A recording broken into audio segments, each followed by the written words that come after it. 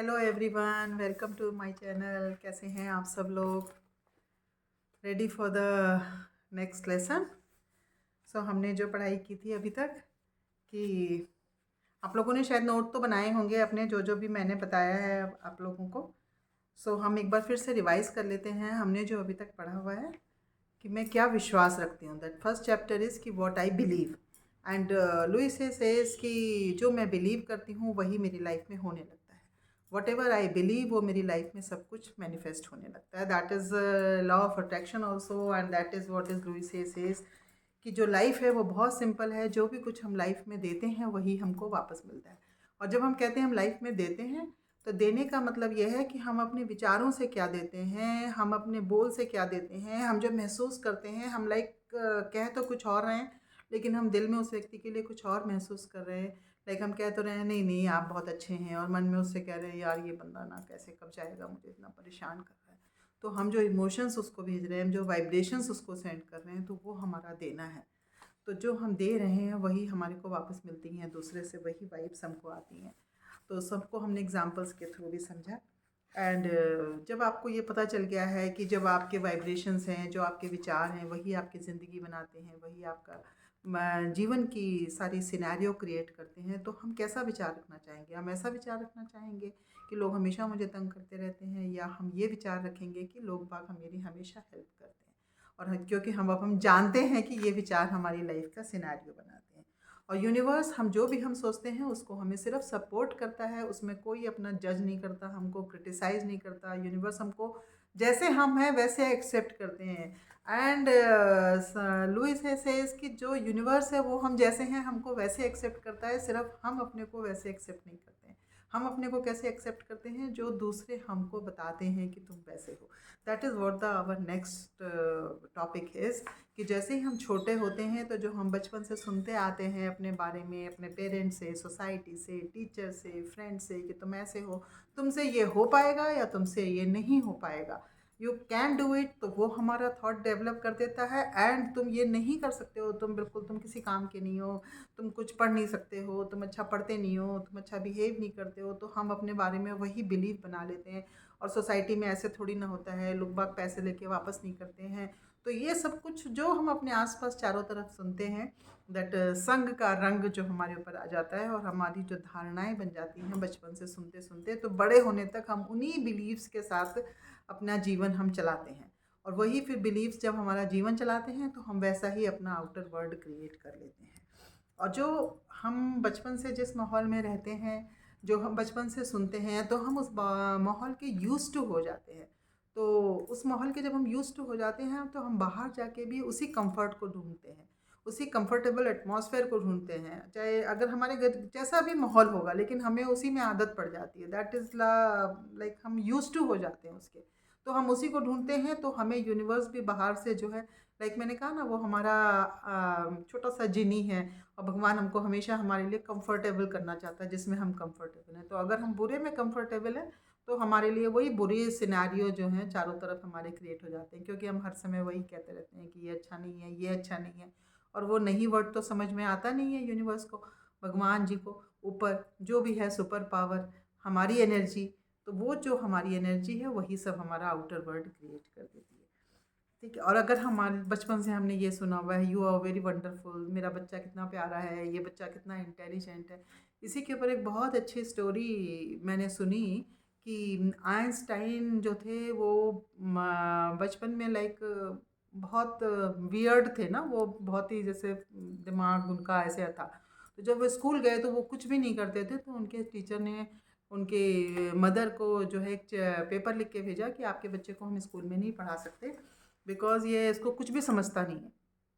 तो जब उनकी मदर को ये लेटर मिला, तो बजाय ये कहने के जो नॉर्मली हर मदर रिएक्ट करती कि क्या है तुम पढ़ते नहीं हो, तुम्हारे स्कूल से कंप्लेंट आई है, उनकी मदर ने आइंस्टीन की मदर ने आइंस्टीन को कहा, उन्होंने पूछा क्या आया है स्कूल से, तो आइंस्टाइन की मदर ने कहा कि जो है ये आया है कि आपका बच्चा बहुत इंटेलिजेंट है, और हमारे स्कूल में इतने साधन नहीं है कि हम इतने इंटेलिजेंट बच्चों को पढ़ा सकें, इसलिए आप इसको घर में पढ़ाइए। ओह! तो आइंस्टाइन के मन में वो बिलीव बन गया कि मैं बहुत इंटेलिजेंट हूँ, और देखो आप कितने बड़े वो साइंटिस्ट बने और उन्होंने कितना इन्वेंशन किया। तो ये लुइस हेल ने नहीं लिखा है, ये मैंने एक स्टोरी पढ़ी थी, तो मैंने आपको इस रिलेशन में सुनाया कि हमारे जो पेरेंट्स हैं या हमारी जो सोसाइटी है जो हमारे साथ बिहेव करती है, हमारी जो धारणाएं बना देती है, हम भी वैसा ही सोचने लग जाते हैं और फिर हमारा जीवन वैसे ही बन जाता है, क्योंकि हमारा बिलीव बन जाता है वो हम विश्वास करते हैं वैसा। फिर इसमें आगे बुक में है कि देन लेकिन ये जो चीज़ें हैं ना, अगर आपकी लाइफ में कोई ख़राब सिचुएशन है और आपके बिलीफ के कारण है, जब हम ये जान गए तो हम उन सिचुएशन के लिए अपने पेरेंट्स को ब्लेम नहीं कर सकते।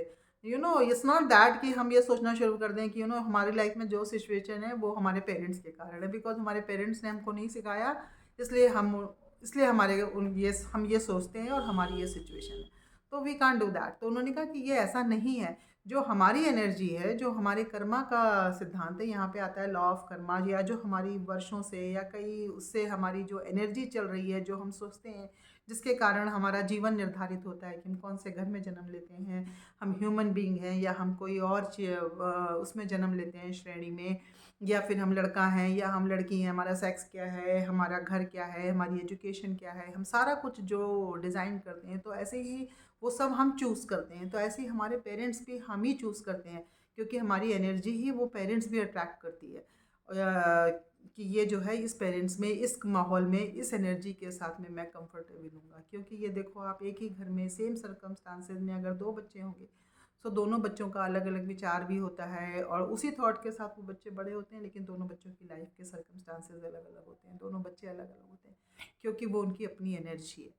तो इसलिए हम उनके लिए ब्लेम नहीं कर सकते। और दूसरी चीज़ ये भी है कि अगर आप अपने पेरेंट्स को सोचोगे, तो आप उनको देखोगे तो उन्होंने अपने हिसाब से बेस्ट ही किया है आपके लिए, लेकिन जितना उनकी अंडरस्टैंडिंग उस समय पे थी, जैसे आज तक हमें भी नहीं पता था कि हमारी एनर्जी, हमारी लाइफ की सिचुएशन, हम भी अंधेरे में जी के हम भी वैसे ही जी रहे थे, तो ऐसे ही उन्हें भी नहीं पता।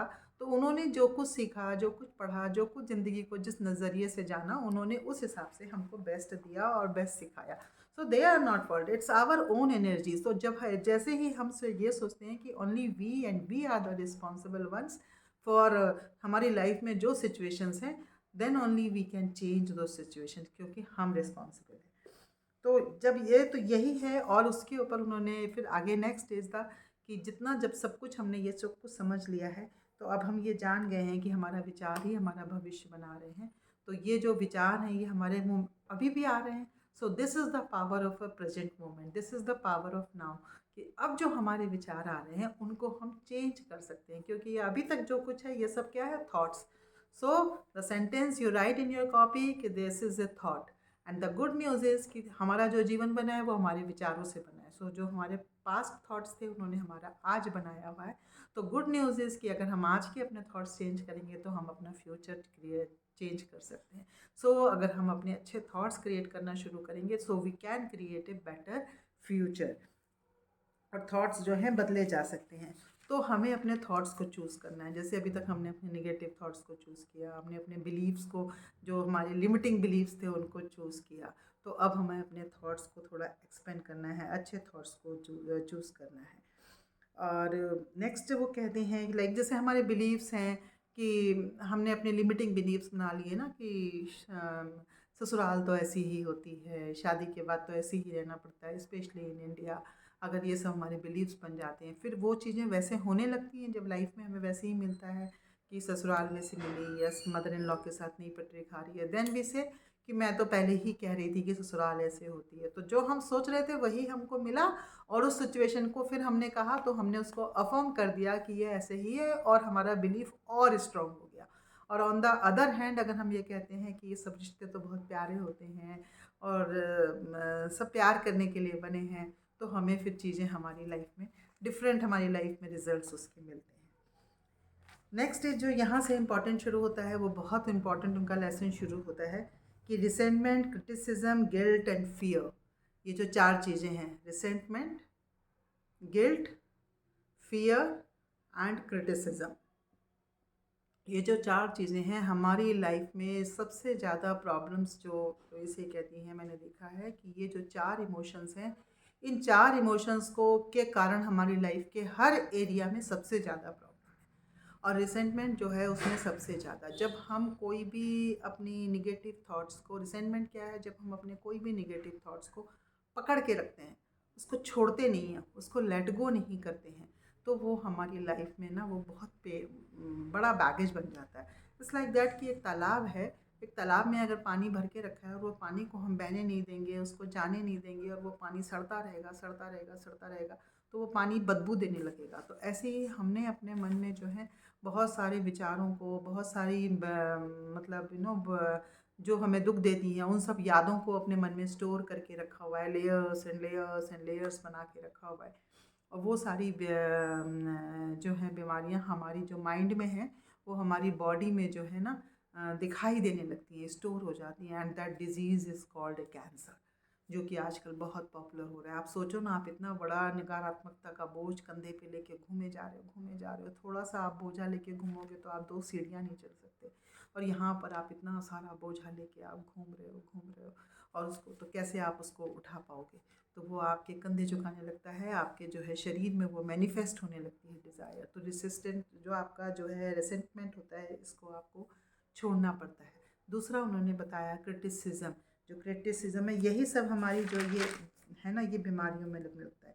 क्रिटिसिज्म जो होता है, ये हमारे को, ये तो हम लोग की सबकी बहुत कॉमन आदत है, हर एक को बैठ के क्रिटिसाइज़ करना, घर घर में जाके अच्छा उसने ये नहीं किया, उसका वो गॉसिप करने की आदत ही है।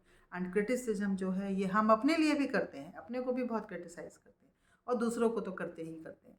तो क्रिटिसिज्म जो है अर्थराइटिस की प्रॉब्लम्स को बहुत ज़्यादा डेवलप करता है। और तीसरा गिल्ट। गिल्ट में क्या होता है, जब बंदा गिल्ट में होता है तो उसको पनिशमेंट उसके लिए होता है, और पनिशमेंट क्या देता है? पनिशमेंट देता है पेन। तो वो बंदे को क्या होता है, लाइफ में बहुत पेन मिलता है। जो बंदा गिल्ट में रहता है ना, उसको वो बहुत लाइफ में पेन मिलता है, फिर वो कुछ ना कुछ दर्द उसको सहना पड़ता है।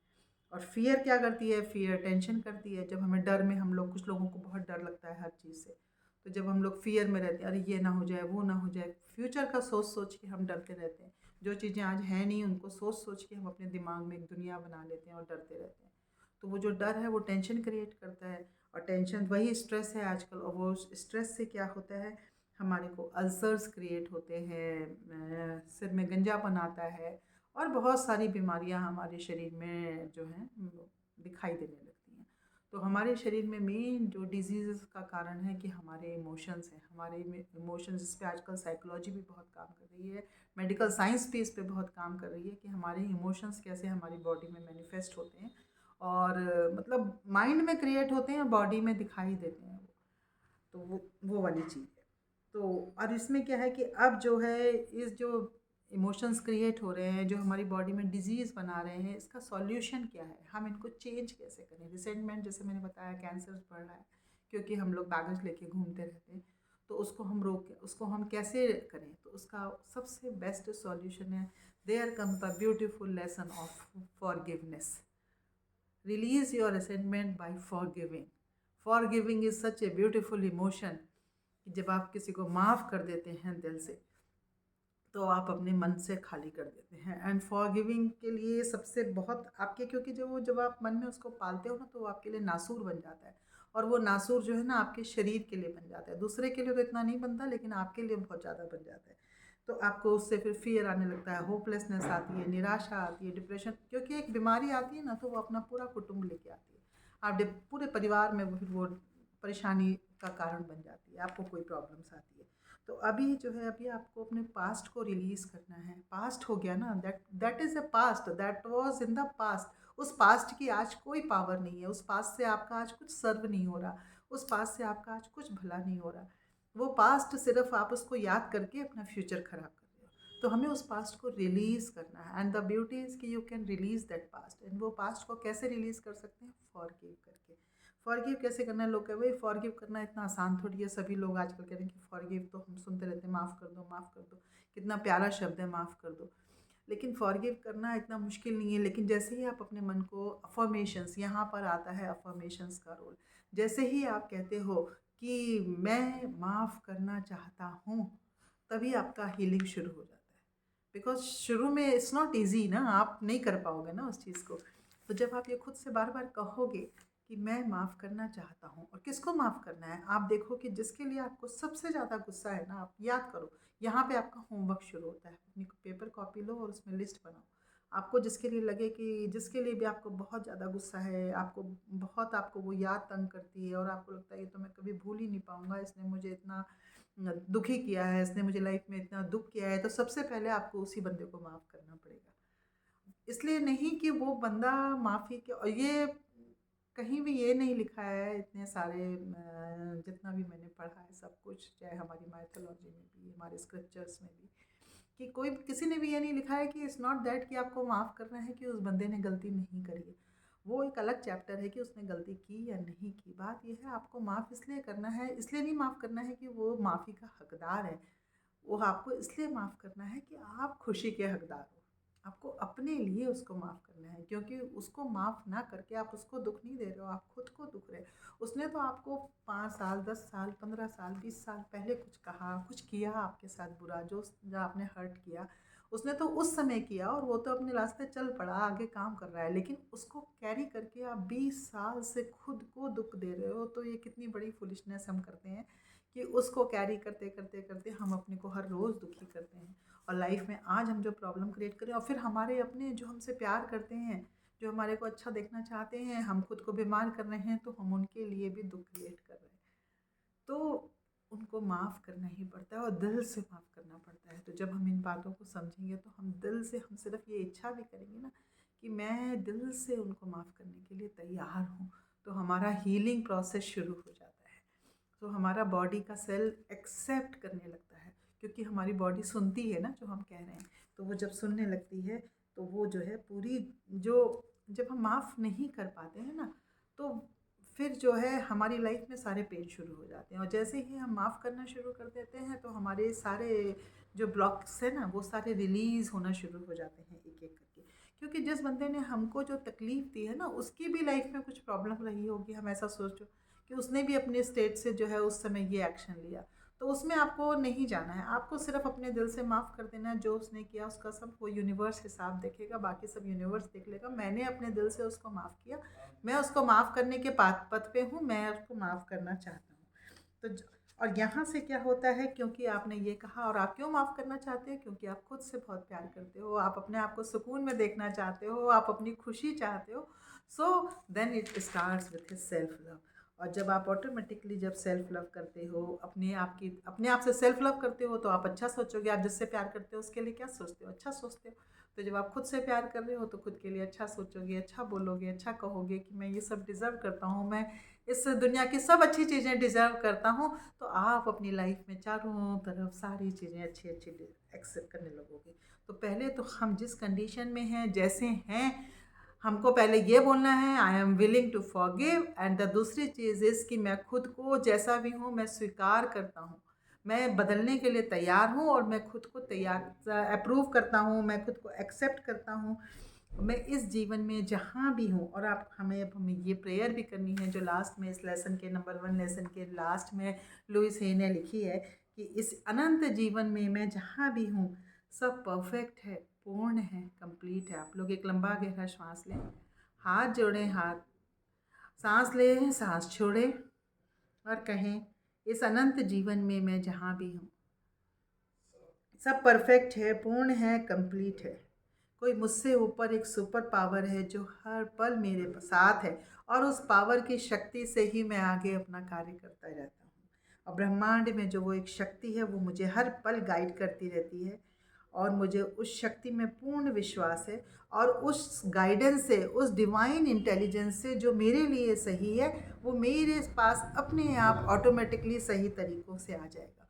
और मेरी दुनिया में right now everything is beautiful, everything is beautiful, सब कुछ परफेक्ट है। और देखिए आपके चेहरे पे, आपके इमोशंस में, आपके फीलिंग्स में कहाँ पे क्या इमोशन क्रिएट हो रहा है, देखेंगे आप खुद ही को कितना लाइट फील कर रहे हो, कितना अच्छा फील कर रहे हो, और आप बहुत ही हल्का महसूस करोगे खुद को, हर बोझ से उतार जाने के बाद जैसे आदमी को फील होता है। So take a long deep breath, inhale and exhale, और हाथ को रगड़ के आँखों पे लगाएं, इस ऊर्जा को ग्रहण करें, और इस ऊर्जा में हमेशा रहें। और आज अपनी लिस्ट बनाएं, आज का होमवर्क, आज अपनी लिस्ट बनाएं कि हमें किसको किसको माफ़ करना है, हमें क्या क्या भूलना है, हमें कैसे इस बात पे आगे चलना है। तो उसके लिए पहली लिस्ट हमने आज का लेसन सीखा कि हमें लाइफ से ये सारे जो हमारे टॉक्सिक हैं, जो हमारे थॉट्स हैं, इन सबको निकालना है। तो हमें फर्स्ट लेसन इज़ फॉरगिवनेस, और हमें सबको माफ़ करना है। So all the best, do your homework and मुझे ज़रूर उस पर शेयर करना, लिस्ट बनाना एंड सब। कल मिलते हैं, बाय।